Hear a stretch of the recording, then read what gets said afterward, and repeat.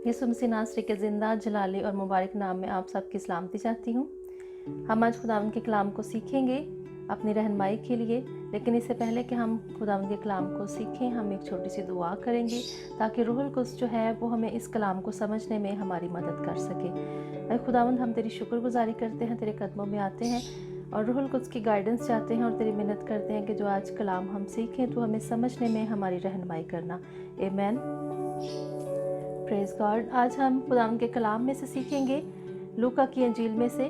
लूका की अंजील उसका 13 बाब है और उसकी वर्स 30 आयत से मैं पढ़ूंगी। और यहाँ पर कुछ यूँ लिखा है, और देखो बाज़ आखिर ऐसे हैं जो अव्वल होंगे और बाज़ अव्वल ऐसे हैं जो आखिर होंगे। आमीन। यहाँ पर खुदावंद का कलाम हमें बता रहा है खुदावंद की बादशाहत के बारे में, और ये बात उस वक्त हुई जब यीशु मसीह अपनी ज़मीनी खिदमत में थे। और ये बात कहते हुए यीशु मसीह मुखातिब हैं उन लोगों से जो भीड़ की सूरत में उस वक्त यीशु का कलाम सुनने आते थे और यीशु के साथ यीशु के शागिर्द थे।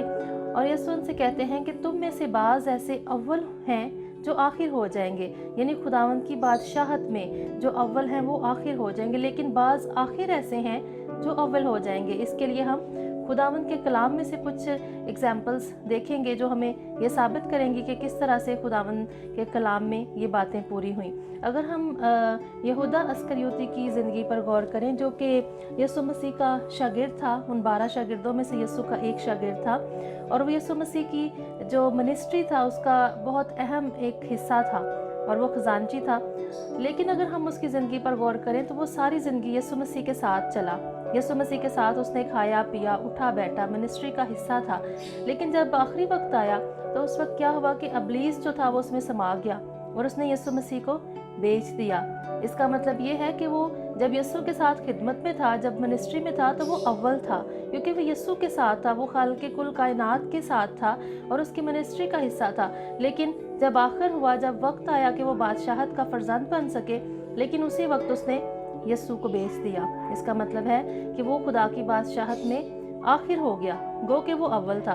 इसी तरह से अगर हम उन 10 कंवारियों को देखें जिनमें से 5 बेवकूफ़ थीं, वो बारात तक तो पहुंच गईं लेकिन उनके पास तेल काफ़ी ना था।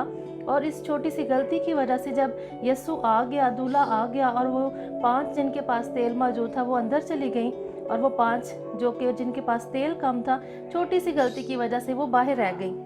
और उनके साथ क्या हुआ कि जब उन्होंने दूल्हा से कहा कि हमारे लिए दरवाज़ा खोल, तो उस वक्त उनके लिए दरवाज़ा ना खुल सका।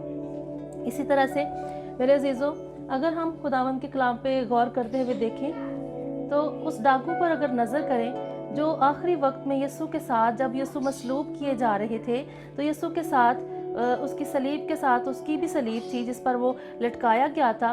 तो उस वक्त उसने यीशु पर ईमान लाकर और कहा कि आए यीशु, जब तू अपनी बादशाहत में जाए तो तू मुझे याद करना। और यीशु से जवाब देते हैं कि तू आज ही मेरे साथ फिरदौस में होगा।